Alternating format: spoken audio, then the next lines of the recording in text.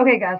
So domain and range of exponential and logarithmic functions. I had a couple people last week that said they're pretty frustrated with this IXL, and then one today reached out and wanted one. So here's your video. Domain. So you want to make sure you're reading it slow enough to pay attention to whether it's looking for the domain or range. And then remember, domain is your x values, so left and right. In this case, it's an exponential function, which means that it has a horizontal asymptote. So this, I think of it as like a concrete floor. So I can't go up and down. So my range has some change. Like it can't go below this line. It does go up. But as far as domain, there's no asymptotes or barriers left and right. So it's all real numbers for domain of exponential functions. Now, if you can memorize that, exponential domain, so left and right of exponential, will always be all real numbers. Now, our second example says range of logarithmic. So range, remember, is you're reading up and down. So how far up or how far down does the graph go? As you see here, we have a vertical asymptote. So it's like a concrete wall instead of a floor, which means this function, as far as domain, does have a cutoff. It can't pass this dotted line, but it can go to the right forever. But for range, there's no line at the top or the bottom, so nothing keeping it from going up or down infinitely. So range for logarithmic is going to be all real numbers. So domain for exponential is all real numbers. Range for logarithmic is all real numbers, and that will never change. So the only ones you really have to be able to figure is range for exponential, because that's up and down, and we have a concrete floor here. The one other thing you have to remember is no matter what it looks like visually, so it looks like it's going to touch this dotted green line at 7, it's not going to. It's going to infinitely get super, super, super close, like beyond the length of a piece of paper, decimal close, but not actually touch it. So you're never going to have an equal to. So it's going to be all numbers greater than 7 because this is range, so up and down. So it's going to go down almost to 7, and it'll go up infinitely. So we want it to go larger than 7, so y values greater than 7, but not equal to, because logarithmic and exponentials visually look like they touch, but don't actually touch the asymptote at ever. All right, so we have domain for a log. So log, remember the range is all real numbers. It can go up and down forever, but left and right, it does have a brick wall here at that -3 because domain is your left and right in x values. So it's a vertical asymptote at -3, but it goes to the right forever. And again, it's not going to touch this dotted line no matter what you think it looks like. It gets so stinking close, like visually to the eye, you won't see it not touch. But mathematically, it never touches. So you never have that equal to. And it's all numbers greater than -3. So when x is greater than -3 is going to be your answer.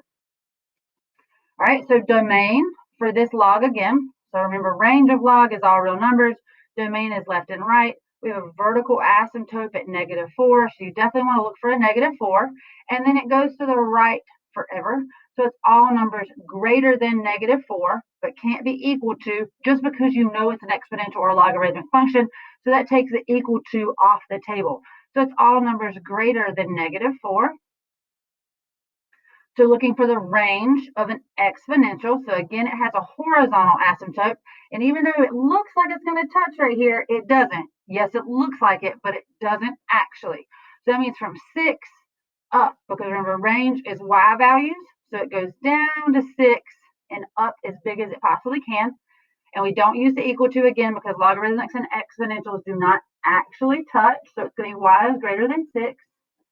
See if I can get us another one.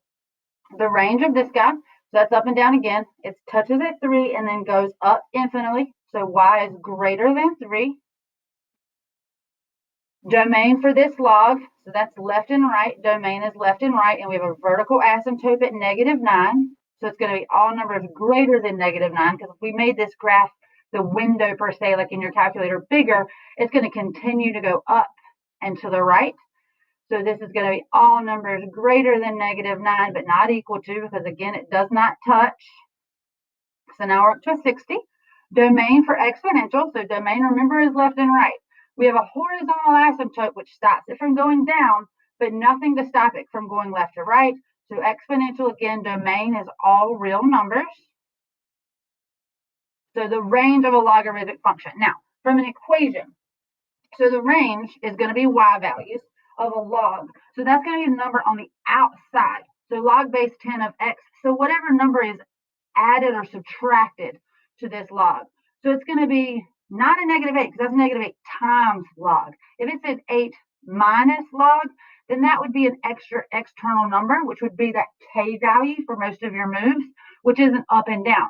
But also remember, logs have an indefinite range. So they have all real numbers or infinity range for log because they have vertical asymptotes, which just stops them from going left and right. So all real numbers. So the domain of exponential functions, again, domain for exponential is the left and right. Remember, exponential has a horizontal asymptote, so it really only has to solve, per se, for range, because domain, again, is going to be all real numbers for exponential functions. All right, so the domain of an exponential, so that's left to right. Again, it's all real numbers. We're almost at 80. We're getting there. And then the range for log, so up and down for log, remember it has a vertical asymptote, which means that it only stops it from going left and right, because a vertical asymptote is going to be a wall going up and down. But as far as the actual function traveling up and down, it's all real numbers. And I got one more to get. Perfect. So the range for logarithmic, again, range for logarithmic is all real numbers, because the only thing that changes is the vertical asymptote that holds it as far as left and right, which way it cannot pass. We got to an 80. Hopefully that helps. If you run into any more problems, holler.